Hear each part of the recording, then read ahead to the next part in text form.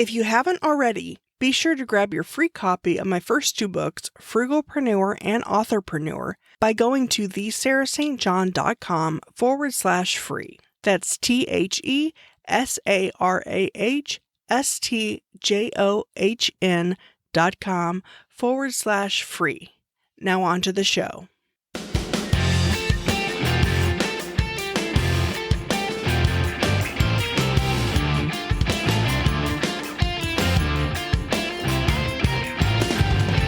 I have decided to close my travel agency, and here's why. As everyone knows, the travel industry has been deeply affected by COVID-19. So that was kind of the nail in the coffin. That's ultimately what made me decide right here and now to close up shop. But I was actually thinking about it prior to COVID because I'm really enjoying this whole podcasting thing and everything that I'm doing. This podcast, my podcast production company, Podseam.com. That's PODSEAM.com if you want to check it out, if you need help with your podcast. And then I also have podcastresourcedirectory.com, which is basically a directory listing of the various tools, courses, and just all the various things that someone could want or need to help them produce a podcast. So I've been getting really involved in the whole podcast arena, and I have been known to operate multiple businesses simultaneously, off and on for years, probably a decade or more. But I'm getting to the point where I have concluded that podcasting is the avenue I want to stick with. It's pretty much the only thing I want to stick with at this point. And so I was starting to feel that way long before COVID, but with COVID, the impact on the travel industry, I mean, it's just a mess. It's volatile. I had to cancel all my bookings. My sub-agent had to cancel all her bookings. I think she said that she was spending 40 hours a week on the phone, canceling and maybe rebooking and all this stuff. And every industry has their pros and cons. Every industry could potentially be volatile. Not everything is recession-proof. Not everything is COVID-proof. I mean, podcasting isn't either. I mean, there's no perfect business or industry.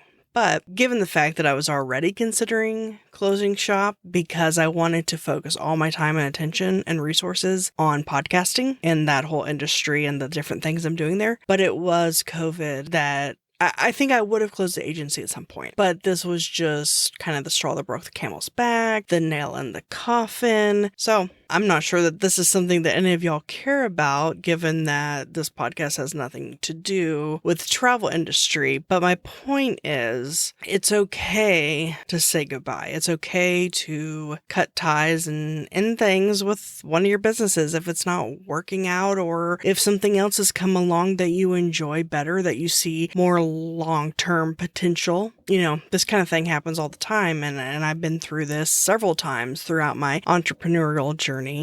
Okay, for example, I had a photography business. Let's see, I started that in 2008, closed up shop, I believe it was 2014, 2015, somewhere in there. So I think, 2015, I believe. So I had it for 7 years, that's what it was. And it was doing decently, but realized if you've listened to the very first episode of this program, you know why I stopped doing that. And so you can go back and listen to that if you'd like, called The Introduction to Frugalpreneur. So I guess I won't rehash it here in case you have heard that, or if you want a deeper explanation of all that. So I guess that's really the only other business I've had where it was doing really well, you know, relatively speaking. Everything can do better, but that I realized it just wasn't where I was going to go and be long term. And I've had several businesses that have been much smaller, a lot less income producing and things like that. Didn't, last or stick or whatever. The travel agency was probably on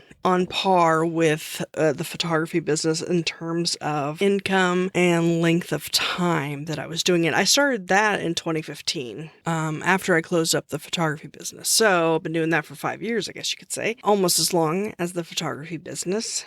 And there are just some things that it's just for a season of your life. Not every business you start is going to be your lifelong business or your dream business, but sometimes you need to start and close businesses on your path to finding out what it really is that you want to do with your life, with your business, with your career, with your time and money and resources. And you may be asking, well, what's to say that podcasting won't become the next travel agency, the next photography business? What's to say that I won't stop podcasting and producing podcasts and all that stuff? And I suppose that's a possibility, but I never felt about photography and the travel agency as I do about podcasting. I can see a clear path to success and income and leads and clients and this, that, and the other, and clear path to evolving the company, growing it, I guess you could say, that I never really saw or felt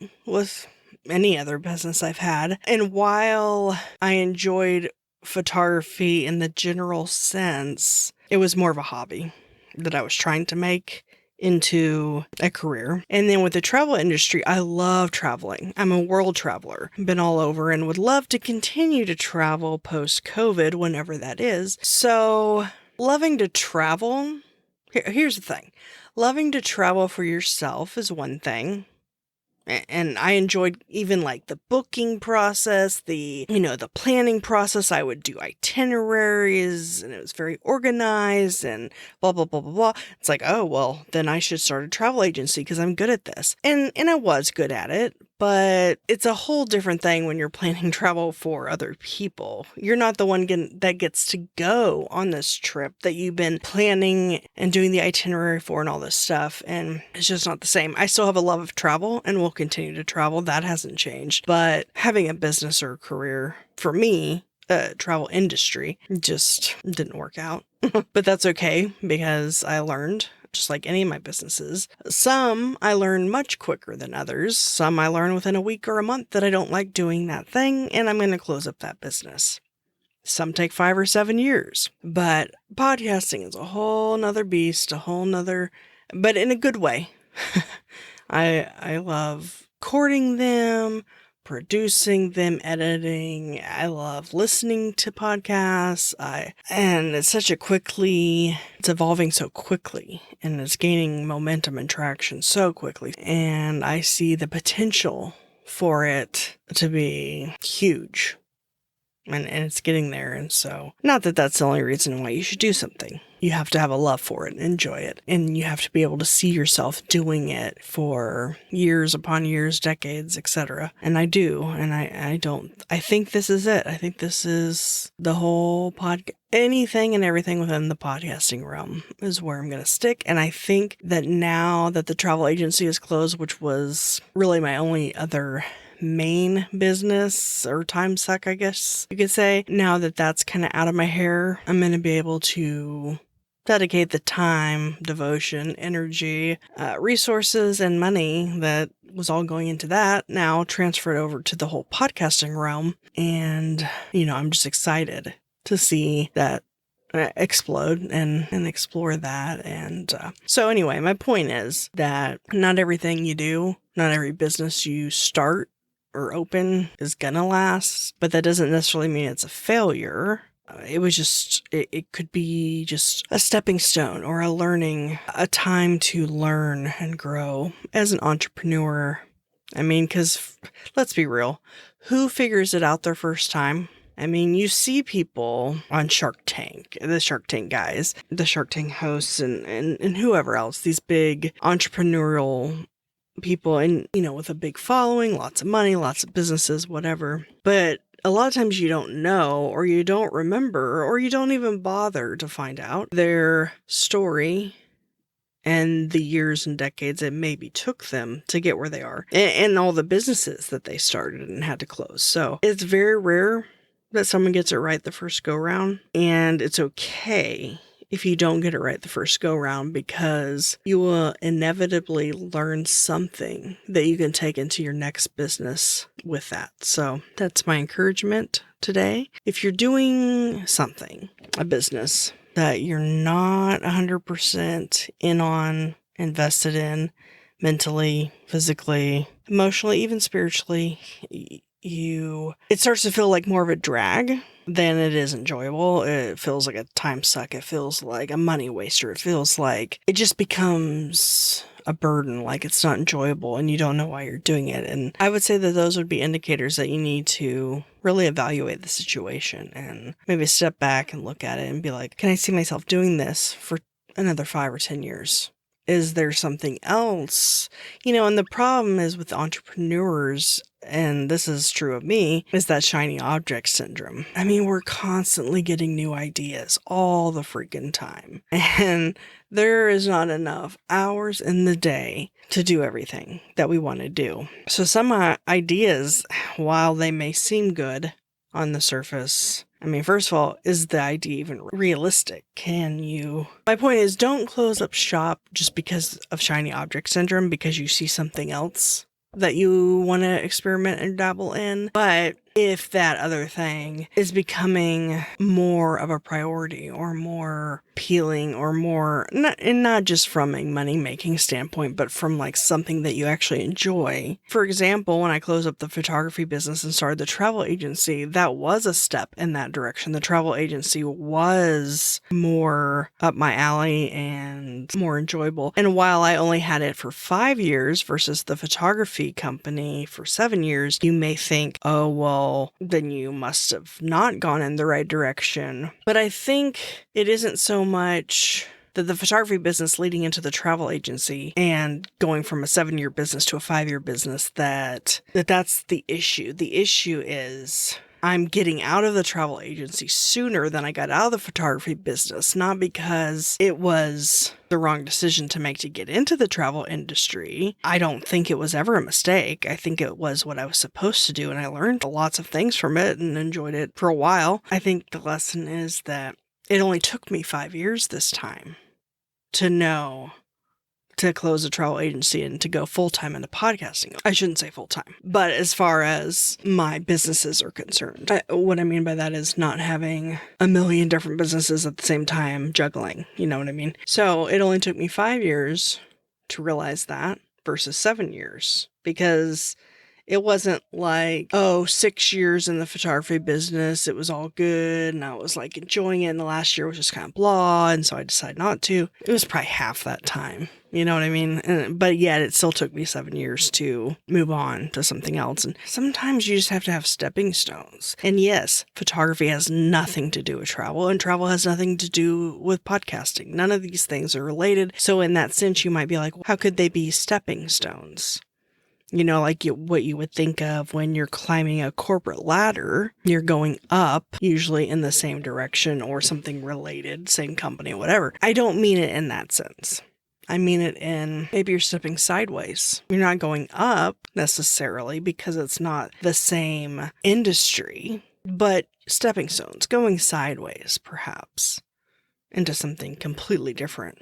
But yet you learn from your previous businesses, the mistakes, the mishaps, but also the wins. So that's my encouragement. Don't just close up shop on your business at the first thought that you have of it, unless you absolutely have to for some sort of financial reason or what have you. Give it thought if there is a different reason. And see, that's the thing with both those businesses, the photography and the travel agency. I did give them both thought to close them for quite some time before I actually did it. So I'm not discouraging you from closing up shop and going somewhere else and trying something else, of course, but give it thought. Think about it. Think about the future of you doing that thing versus the other thing. Make sure it's not shiny object syndrome. If there's 2 things or more, because I have been known to do more than 2 things at one time. If there are 2 or more things and you're just not sure, then sure, dabble here and there. Try them out, see what works.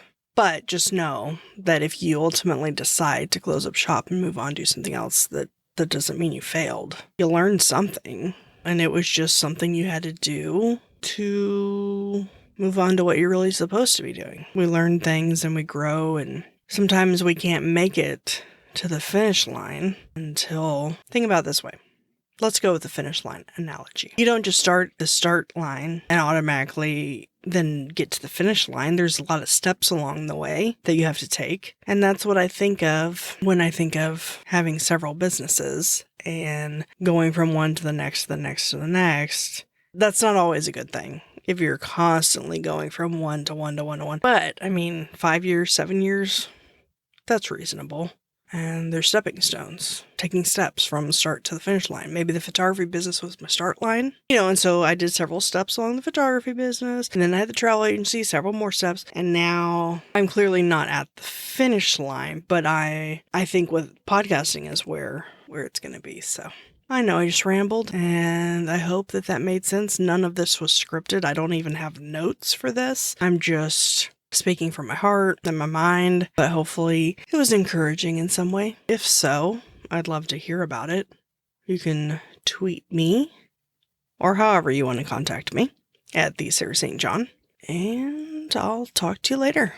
And if you want more episodes like this versus like the interview format, which I think those are great too, but sometimes I just need to, I wouldn't call this venting or ranting by any means, but sometimes it's good, I think, to put yourself out there and open up, and whether it's good or bad, So if you like episodes like these, let me know, and I will come up with some more ideas to do. All right, talk to you later.